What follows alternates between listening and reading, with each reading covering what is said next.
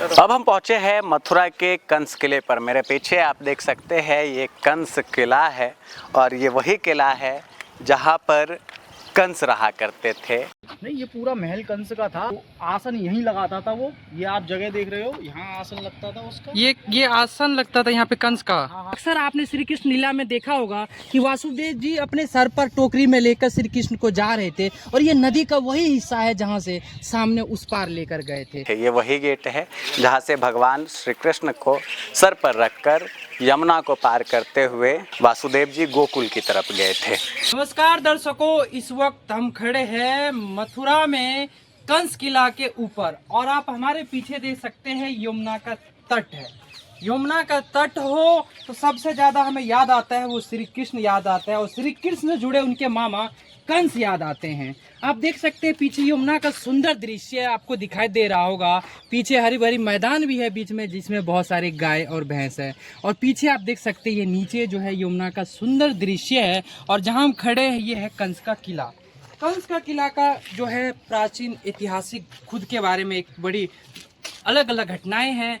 कहा जाता है कि काफ़ी कुछ समय बाद लगभग 16वीं शताब्दी में जब ये काफ़ी जर्जर हो गया था तो जो आमेर का जो मानसिंह थे, आमेर के जो शासक थे मानसिंह, उनके द्वारा 16वीं शताब्दी में जो है इनका पुनः निर्माण कराया गया था, जिसके बाद इसका निर्माण नहीं किया गया। इसकी स्थिति जो है काफ़ी दयनीय हो चुकी है क्योंकि ये ऐतिहासिक धरोहर को अगर हमें सजोना है तो उस पर ज़रूर हमें काम करना चाहिए। लेकिन उससे पहले हम बात करेंगे इस कंस का जो महल है उसके बारे में, क्योंकि आप सभी जानना चाहते होंगे कंस का किला और कंस के बारे में और भगवान श्री कृष्ण के बारे में सभी ने बहुत कुछ सुना है और उसके जो घटनाएं हैं उसको सुनना भी चाह रहे होंगे और देखना भी चाह रहे होंगे। इस पे हम पूरे विश्लेषण करेंगे, अच्छे से बात करेंगे। इसके लिए हम यहाँ के जो लोकल व्यक्ति है उससे हम चर्चा करेंगे, उसके विषय में वो हमें बताएंगे कि यहाँ के जो किला है उसके क्या ऐतिहासिक कुछ घटनाएं हैं, साझा करेंगे।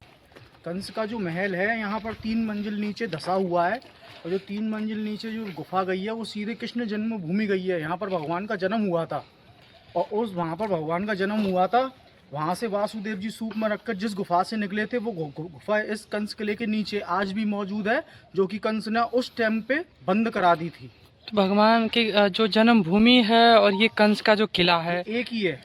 एक ही है ये? एक ही है, 4-5 किलोमीटर के एरिया में पूरा एक ही बना हुआ है। तो ये आपके कहने का मतलब जमीन में जितना धसा हुआ है अंदर ही अंदर गुफा की तरफ फैला हुआ है? हाँ बिल्कुल फैला हुआ है, 3 मंजिल अंदर नीचे अंदर तक है और उसके बाद में फिर 5 किलोमीटर दूर भी है जहाँ पर भगवान का जन्म हुआ था, कृष्ण जन्मभूमि। नहीं, ये पूरा महल कंस का था। आप ऐसे बोल सकते हो कि किस आसन पे बैठता था। हाँ। तो वो आसन यहीं लगाता था वो। ये आप जगह देख रहे हो, यहाँ आसन लगता था उसका। ये आसन लगता था यहाँ पे कंस का। हाँ, ये और आसन की जगह है, ये सब आसन लगता था यहाँ पर। अच्छा, और ये एक तरफ से देखा जाए तो ये उनके दरबार की जगह है ये? बिल्कुल, ये उनके और यहाँ पर भगवान श्री कृष्ण का जन्म हुआ है। यहाँ पर वासुदेव जी यहाँ पर कैदी के रूप में रह चुके हैं।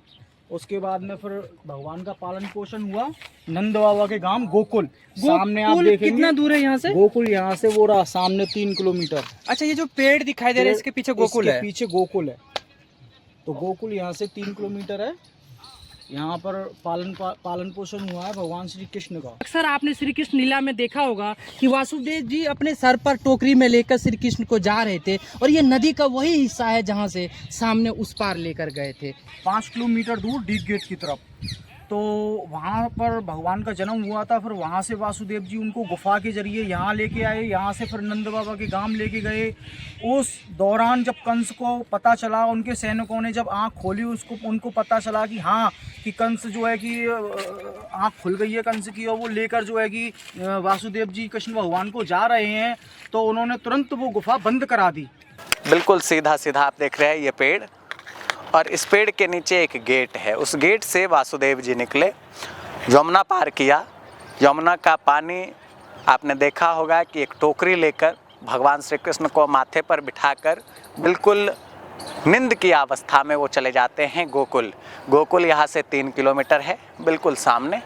और इधर आप देख रहे हैं बगल में विश्राम घाट है, बगल में स्वामी घाट है और इसमें भी एक अद्भुत और अनोखी चीज़ यहाँ दिख रही है कि जहाँ कृष्ण की लीलाएं हो रही हो, सनातन की बात हो रही हो, वहाँ पर आप देख रहे हैं एक मस्जिद भी है।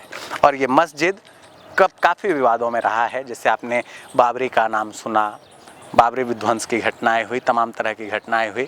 यहाँ भी जो मथुरावासी हैं, यहाँ के लोग हैं, वो इस मस्जिद का विरोध करते हैं।